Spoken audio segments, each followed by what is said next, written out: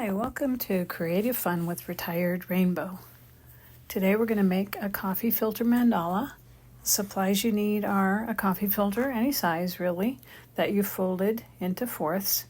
Some kind of a permanent marker. It can be metallic. The markers I'm using are a set of metallic outline markers from Michael's. They were a good deal, so I wanted to give them a try. You can use a plain black Sharpie, any color Sharpie, or a metallic Sharpie. So after you've folded your coffee filter into fourths, you want to slowly draw 3 lines. So I've sped this video up 2 times, so you can see that I'm really drawing slowly. It looks like I'm drawing slowly, even sped up 2 times, so you can imagine how slow I'm actually drawing.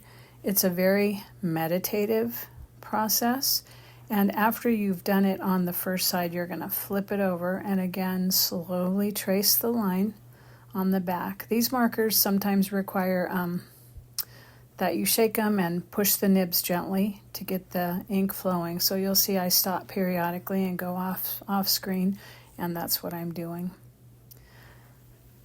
So take your time,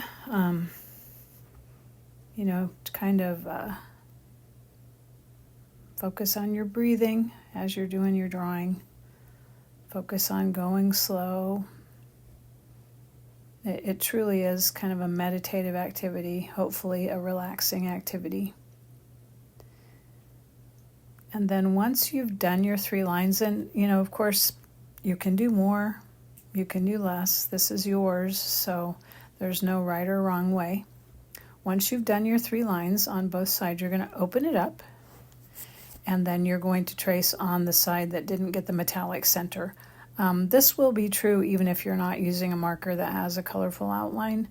Metallic Sharpies won't look metallic all through the coffee filter, and even even plain Sharpies won't have a perfectly clear line through all layers, probably. So you'll need to go over some lines and even them out. Once you're done, you're going to want some water-based markers, which are like Crayola markers. Any of the markers you buy in the craft section for kids, they'll be marked water-based, and that's what we're going to use for the next step. Now this part, you don't have to go quite as slow. You can see I am, because I'm having, on the black one especially, or gray, I'm having to really keep pushing on that nib to get the silver to show up. I probably didn't prepare long enough. I'm kind of impatient with the shaking of paint pens. I don't like doing it as long as they say to. So once you've got all those lines done, you're going to fold it back into your fourths, and you're going to use your water-based markers. You need a stiff brush and some water and your water-based markers. You'll color in one section. You'll take water on your stiff brush and just dab it up and down. Again, I'm going slower than it looks in the video. You'll want paper towel probably to wipe your work surface. I have a messy mat underneath as well, but it doesn't hurt after you've done the water step to kind of wipe off your surface so it doesn't spread the colors all around. And you can see that it doesn't go through to the back when you first color it. And then we're dabbing with the water.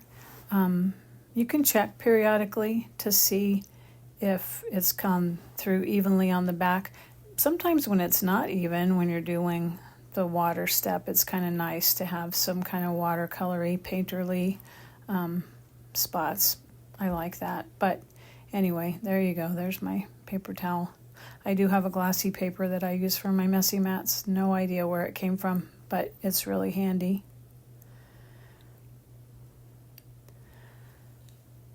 Again, this part, you don't have to color fast. Actually, when you're coloring on a coffee filter, you don't want to go as fast as it looks like I'm coloring, because as you color the coffee filter, it kind of weakens it.